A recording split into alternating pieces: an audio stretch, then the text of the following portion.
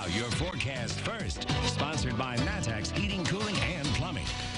Well, a rather chilly day across central Illinois. Temperatures in the upper 40s. Pontiac, Bloomington, Jacksonville only 47 degrees. It is 50 in Decatur, 51 in Champaign. At least the winds have died down from yesterday. We've got a couple of showers, especially closer to I-70 near Effingham. We've seen some of that light rain. Not expecting a whole lot more to the north, but these showers continue to move across some parts of central Illinois. Live on the Neal Street camera right now. There we go. Temperatures falling down to the mid-40s by 11 o'clock. We've got more rain in the forecast and even colder temperatures to tell you about. We'll show you that coming up.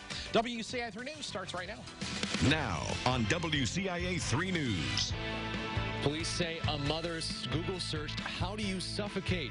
The next day, her 1-year-old son was dead. More shocking details from the investigation. They depend on their TAs. They depend on the teacher's assistant. And it's those same TAs who are planning to walk out of the classroom. But she says her kids with disabilities wouldn't be able to go to school if they strike. And an airport in central Illinois says it's doing so well it might expand, where Willard could be flying next. You're watching your local news leader. This is WCIA 3 News at 5. A mother was arrested in Decatur this morning. Police say she killed her 1-year-old son. Good evening, I'm Paul Cicchini. And I'm Jennifer Roscoe. Jessica Logan is charged with murder. 19-month-old Jaden Comich was found unresponsive inside her home earlier this month. WCIA 3's Andy Olson is live in Decatur. Andy, what did police find in their investigation? Well, the affidavit says that Logan searched in her phone, "How do you suffocate?" the day before Comich died. Along with that, Logan tried to cash out the life insurance policy she had in her child the same day he was found unresponsive. The report also mentioned how her story changed between their initial and follow-up interviews. She first said she performed CPR, but then changed her story. DCFS is doing its own investigation. The agency also confirmed it had been involved with the family before the child's death. They say that it is still ongoing. Many neighbors said they had no idea that Logan was the one involved with the news. We talked with one of them about her interactions with Logan.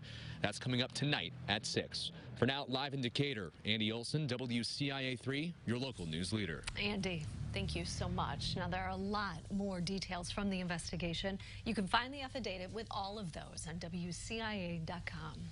One person was shot in broad daylight today in Champaign. Yeah, police responded to Country Fair Drive and West White Street after getting a call about a shooting. They found a man who'd been shot near West Springfield and Parking Lot Road. WCIA 3's Jamie Mays is here. Jamie, you spoke to people who were there when it happened. What did they remember? One woman told me she was in her car driving when another car ran into hers.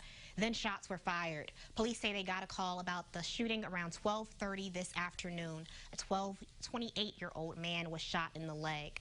Police believe a suspect from inside a car fired a gun while another car was traveling. I spoke to a man who was working nearby when the shooting happened. He said he's concerned about safety. There's been several shootings out here since I've been working here. I've been there about almost 5 months, and they tried to radio us to let us know there is a shooting. Police say there isn't any suspect information and they have not made any arrests yet. They are still investigating what happened. Live in the newsroom, Jamie Mays, WCIA 3, your local news leader. All right, Jamie, if you learn anything new, let us know. Thanks. Well, new tonight at 5, part of a village in Coles County had to be evacuated for a gas leak. There was a leak of anhydrous ammonia in Humboldt this morning. People were forced to evacuate their homes. The leak's been stopped, and the fire department says it is safe to return home. Neighbors in Georgetown say they're worried about speeders on one stretch of road. It's in an area very close to 2 school zones on East West Street.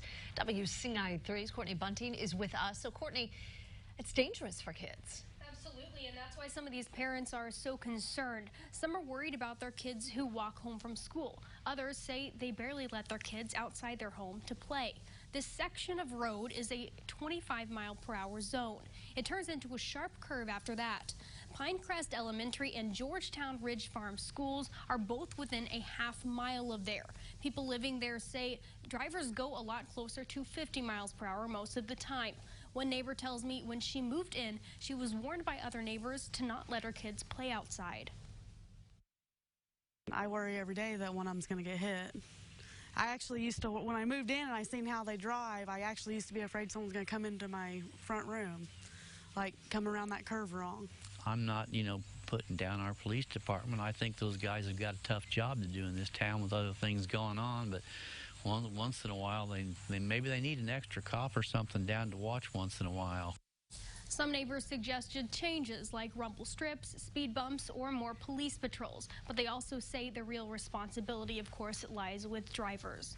Georgetown police say they are aware of the speeders along that stretch and they do their best to catch them. But they only have about one officer working per shift. Jennifer. Courtney, thank you. We have a follow-up now on a looming strike in Decatur. Teachers' assistants are set to walk out on Tuesday. This comes after a negotiation session between the union and school board ended abruptly yesterday. The two were at the bargaining table for just 15 minutes. The union president says the board decided not to budge from its offer on health insurance. We talked to a mom who has two teenagers with special needs in the district.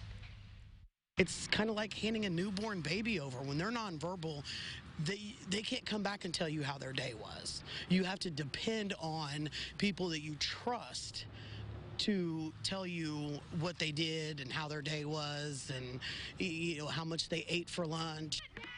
She says she may have to take off of work if her kids' TAs go on strike. More than $1 million is going to help underserved students at one community college. How the money will be used to get them jobs. Plus, one Central Illinois airport is touting big success. The new flights Willard may be adding.